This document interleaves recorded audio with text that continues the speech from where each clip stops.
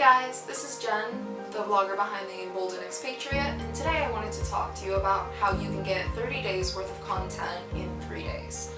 So a common question I've been getting is, how do you get enough content, when you're on your trip to be able to post regularly to Instagram? Say you go on holiday for a week, it's like, well, what do you do those other 3 weeks, other 8 weeks? In between trips, in order to be able to post consistently.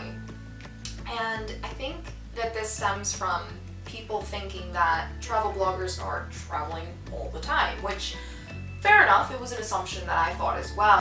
And this isn't true. Most people will travel a couple times a year and get the content, for their blogs, their Instagram, their YouTube channel from those trips, and they post them in small amounts over time. So say, you go on a trip and then you come back, so you're gone a week, 2 weeks, and then you're posting 2 or 3 months after that. So, for example, I started this blog back in April. That was about 6 months ago at this point, and I've only been to 3 different countries in that time. I went to the UK, I went to the Netherlands, and I went to the States. And in each of those places, sometimes I went a couple different places. Like in the UK, I went, to the Cotswolds, I went to Bath, I went to London. But in the Netherlands, I only went to Amsterdam. In the States, I've only been to St. Augustine and Miami. So for a normal person, that is a lot of travel. But in the context of travel blogging, I think that would actually shock some people to know that I actually haven't traveled that much. What you have to do is, when you're going on your trip, it's just about planning. So, for example, when I first started blogging, I thought that you had to post your content from that day. So when I went to Tokyo, I was posting every night. I would go out, and whatever I did that day, I went to a temple, and I went out to dinner, whatever it was. I would go back to my hotel. I'd be up for like 2 or 3 hours, editing everything, and then posting it, exhausted, going to bed, and then waking up the next morning to do it all again. It was really difficult. And then as I went on, I started to figure out, okay, this is not a good system. So I think by the time I made it to New Zealand, I figured out, okay, so I can get my content and then release it. So I was in New Zealand for about a week, and then I think I posted about 2 weeks after that. But I'm like, it's not enough. If I'm somewhere for a week, I can't have content for just 2 weeks. I'm not traveling that often. So after, I got a little better, and what I've worked out on my last trip to Miami is a pretty good system. So I went to Miami for 3 days, and that was the middle of September. It's now beginning of November, and I still have content. Although, it is dwindling at this point, I still do have content from that trip a month and a half ago. So what I did was, I planned 2 different activities each day, so 6 activities in total. If I can get 10 photos from each of those activities, that's 60 photos in total. So from like an Instagram perspective, that's 60 posts.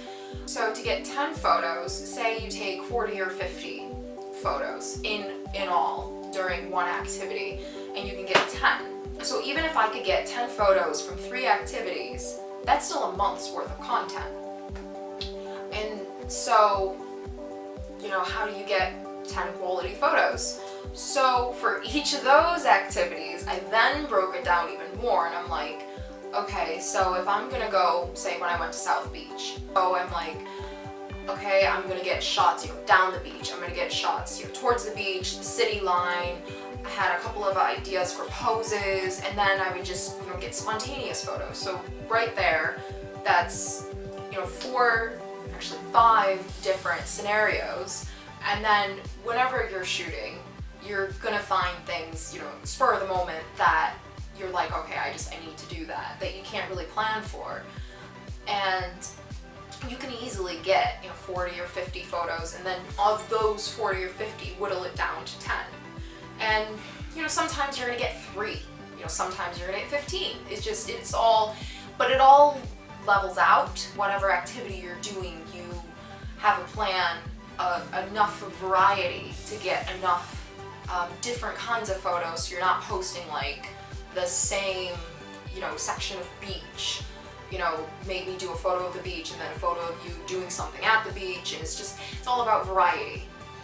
When you're a travel blogger, you don't need to take extensive, expensive trips to be able to get enough content.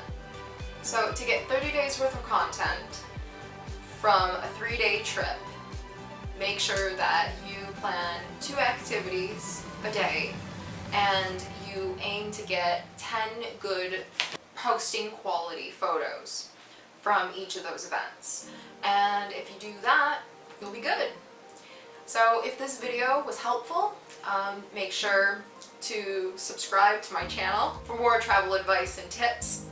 And to check out my photography, you can check out my Instagram handle at The Emboldened Expatriate. Don't forget to like this video. And if you found this helpful, I'm sure your friends will find it helpful too, or your fellow travel bloggers, so be sure to share it with them as well. Thanks for watching, guys. Guys, I just wanted to let you know that I'm going to be writing a blog post on this topic as well. So if you found any of the math confusing, or you just want a free printable to get out all your ideas for your next trip, head on over to my blog at theemboldenedexpatriate.com to get your free copy now. Thanks, guys.